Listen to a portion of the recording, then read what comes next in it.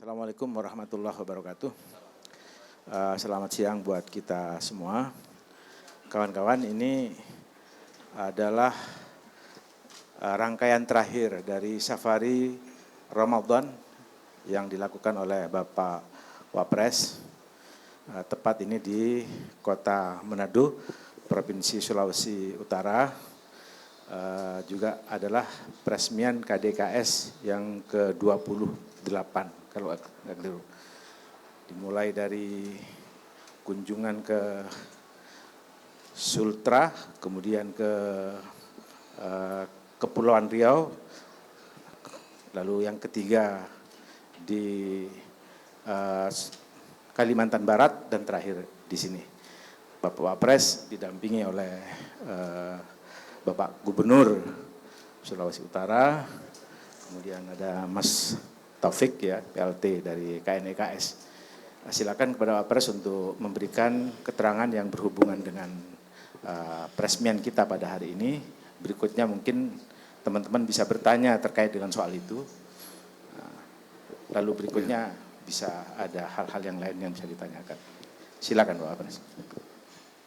Assalamualaikum warahmatullahi wabarakatuh.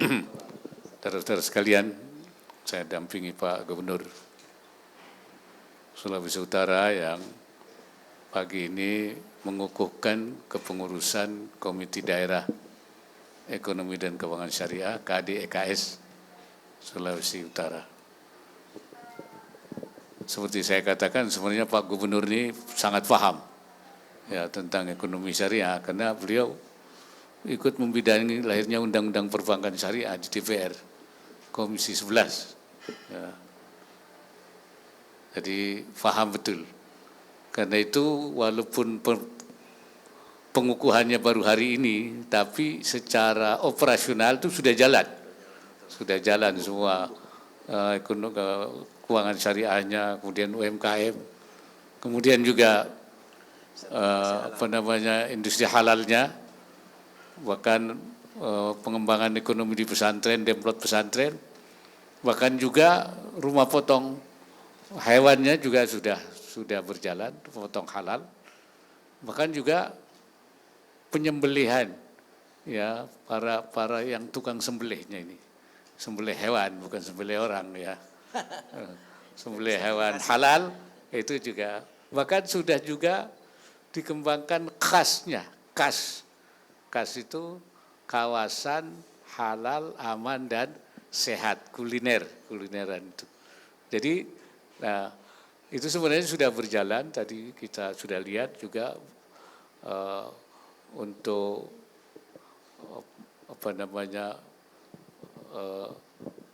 dari perbankannya tentang bantuan permodalan untuk para UMKM juga sudah berjalan dengan baik. Karena itu kita harapkan dengan pengukuhan ini maka perkembangan ekonomi dan keuangan syariah di Sulawesi Utara ini akan lebih optimal. Potensinya besar saya kira. Pertaniannya bagus, perkebunannya cukup baik. Ya. Ya, pariwisatanya juga sudah baik ya. Bahkan saya tanya Pak beliau itu wisatawannya dari berbagai negara juga hadir. Jadi kita harapkan nanti menjadi salah satu potensi pengembangan ekonomi dan keuangan syariah ke depan. Saya kira itu dari saya. Oke, silakan teman-teman. Ya, monggo. Pak Wapres, saya Febrian dari Republika, Pak. Pak, di tengah keberagaman agama di Sulawesi Utara ini, apakah ada cara tersendiri untuk pengembangan ekonomi syariah di Sulawesi Utara? Karena Islam kan bukan agama mayoritas di sini, Pak Wapres. Itu aja, Pak. Saya kira seperti saya katakan ya, Sulawesi Utara ini kan daerah paling toleran, ya mendapat penghargaan. Dan tempo hari saya datang ke sini, adanya pertemuan tokoh-tokoh agama, forum komunikasi kerukunan antar umat beragama di sini, dan juga punya potensi melahirkan merekomendasi lahirnya juga untuk forum komunikasi tingkat nasional. Jadi kalau sudah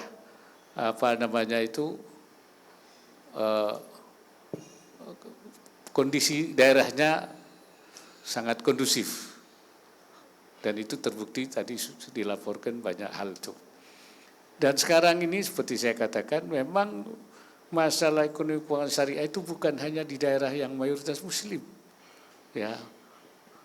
Bahkan di Korea, saya pernah kunjungan ke Korea, mereka itu sampai punya perwakilan untuk perwakilan dari Majelis Ulama Indonesia dibuat di Korea itu ada 2 tempat, di Korea di sebagian utara di Seoul dan di selatan di Busan, dan mereka semua produknya baik kosmetik maupun juga yang lain-lain semua disertifikasi halal. Ya, dia ingin merebut pasar dunia. Ya, Taiwan juga, di Taiwan sudah ada di sana. Ya, lembaga halalnya. Ya, juga merebut untuk pasar dunia, terutama pasar selatan. Ya. Di Cina bahkan sekarang karena tahu potensinya besar, maka di Cina juga sekarang dikembangkan sertifikasi halal. Jadi ada lembaga sertifikasi halal di sana. Nah, seperti saya katakan, Singapura itu sudah lama menjadi pusat keuangan. Ya, dia ingin menguasai dana-dana yang syariah itu mereka kembangkan. Oleh karena itu hal seperti daerah Sulawesi, apalagi Pak Gubernurnya ini tahu betul ya, paham betul dan punya benefit ekonomi yang tinggi. Ya, pasar syariah itu tinggi sekali. Oleh karena itu saya kira ini menjadi hal yang bukan lagi masalah ya. Ternyata Brazil juga menjadi sekarang masih menjadi produsen halal terbesar dunia. Ini yang akan kita rebut ya oleh kita Indonesia. Ya, saya kira itu. Oke, silakan.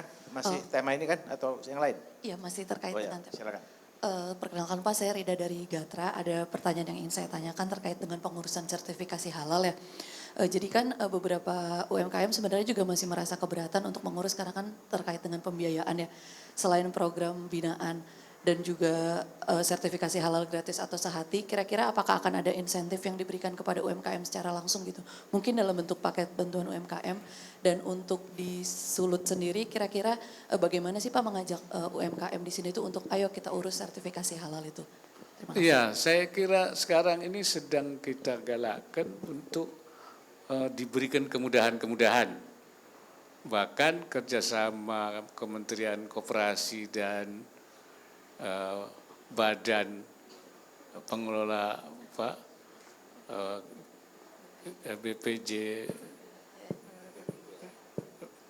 BPJH ya, yaitu Badan Jaminan Produk Halal, itu sudah ada gerakan pemberian sertifikat halal gratis. Ada 1 juta sehati namanya ya. Ya, sertifikasi halal gratis. Ya, itu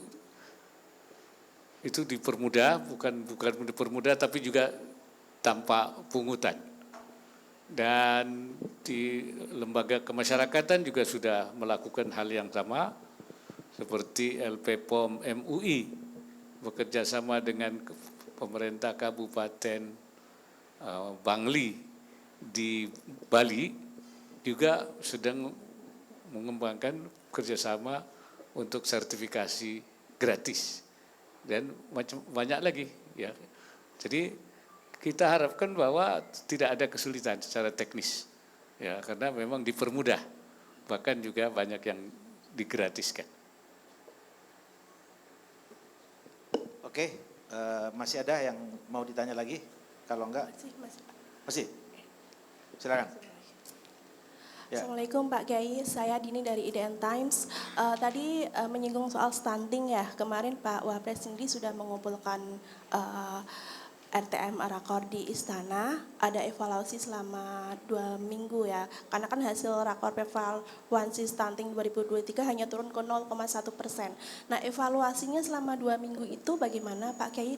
Lalu yang kedua, pertanyaan kedua, saya meminta tanggapannya Pak terkait dengan kasus korupsi timah yang merugikan negara senilai 271 triliun. Nah, itu tanggapannya bagaimana? Itu kan juga baru satu kasus. Sementara ada banyak kasus tambang ilegal lain yang mungkin ada di sejumlah daerah. Nah, upaya pemerintah pusat bagaimana Pak Kiai untuk antisipasi kasus ini agar tidak terjadi lagi, dan apakah ada bakal ada tindakan lainnya untuk tambang-tambang ilegal? Terima kasih Pak Kiai. Ya, yang pertama tentang penurunan stunting itu memang ada laporan yang belum diumumkan secara resmi, ada bahwa hanya turun di 2003 itu 0,1%. Nah, itu sedang kita validasi ya, dengan berbagai pendataan lain juga, dan nanti dari ada survei yang lain. Karena memang di 2022 kan kita sudah berhasil menurunkan sampai 2,8%. Jadi kalau terjadi seperti tadi itu agak susah. 2022 saja yang belum baru saja COVID kan itu sudah bisa menurunkan 2,8%. Nah, kita harapkan 2023 itu justru targetnya 3,8%. Nah, 2024 itu 3,8%, menjadi 7,6%, ya. Karena sudah ada terjadi kerja yang terkoordinasi di korlapnya itu dari BKKBN. Artinya 2023-2024 secara kinerja itu sudah lebih terkoordinasi, lebih baik dan melibatkan banyak pihak. Mestinya hasilnya lebih dari 2022. Oleh karena itu masalah ini sedang kita validasi, nanti sampai bulan Mei ya, itu mungkin akan kelihatan petaknya ya. Sehingga kalau 2 tahun ini 76, 2022 itu tersisa 21,6, maka kurangnya 7,6, maka bisa diselesaikan sampai 14%. Itu hitungannya itu ya. Jadi kalau terjadi kontraksi di 2023, ini akan menjadi tidak tercapai. Logikanya memang agak sulit. 2022 sudah bisa 2,8, masa 2023 turunnya bukan turun lagi, itu anjlok namanya itu ya. Nah, itu sedang divalidasi, mungkin ada hal yang perlu. Dan juga laporan dari daerah-daerah gubernur-gubernur. Mengenai masalah timah, saya kira ini memang kita prihatin ya. Jadi patut kita sesalkan itu bisa terjadi. Karena itu saya minta terus diusut ya, dan dikembalikan supaya uang-uang yang sudah diambili secara tidak sah itu dikembalikan pada pemerintah untuk digunakan untuk kesejahteraan masyarakat. Ya, dan daerah tambang-tambang lain yang juga berpotensi terjadinya itu juga supaya dilakukan pengawasan, penelitian, ya supaya kalau memang ada yang terjadi itu supaya juga diproses secara hukum, dan yang belum supaya dijaga. Jangan sampai apa yang terjadi di timah itu juga